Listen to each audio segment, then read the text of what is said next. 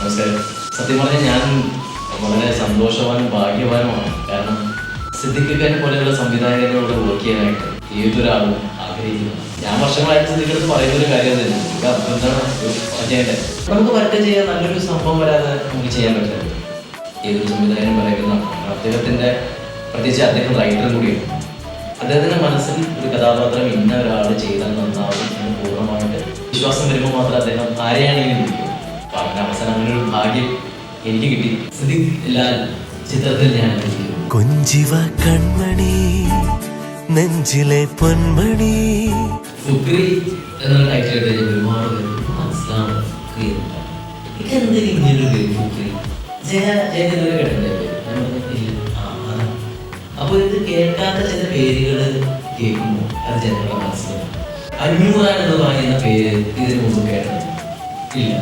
പക്ഷെ God father cinema കണ്ടതിന് 500 കിടമാണ് എന്ന് പറഞ്ഞതുപോലെ തന്നെ ഫുക്രി എന്ന് പറയുന്ന സിനിമ കണ്ടു കഴിഞ്ഞിട്ടുണ്ടെങ്കിൽ ഫുക്രിയുടെ പ്രാധാന്യം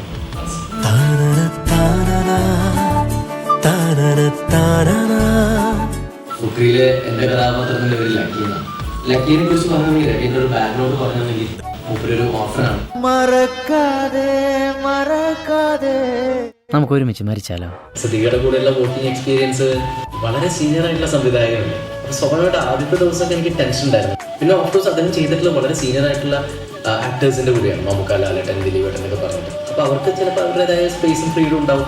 നമ്മളൊക്കെ എങ്ങനെയാണ് ചെന്ന് ചോദിക്കുക എന്നുള്ളൊരു കൺഫ്യൂഷൻ ഉണ്ടായിരുന്നു. പക്ഷെ ഫസ്റ്റ് ഡേ തന്നെ ഭയങ്കരമായിട്ട് സിങ്കായി എന്നുള്ളതാണ്.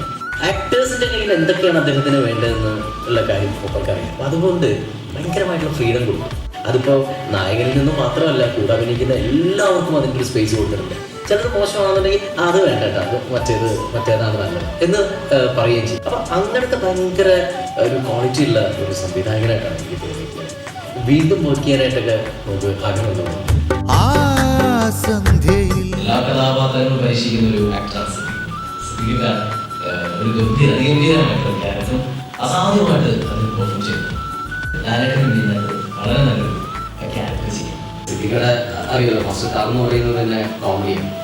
ആ കോമഡിയിലൂടെ തന്നെയാണ് ഈ കഥ മുമ്പോട്ട് പോകുന്നത്. ഭയങ്കര ട്വിസ്റ്റും കാര്യങ്ങൾക്കുള്ള ഒരു കഥയാണ്.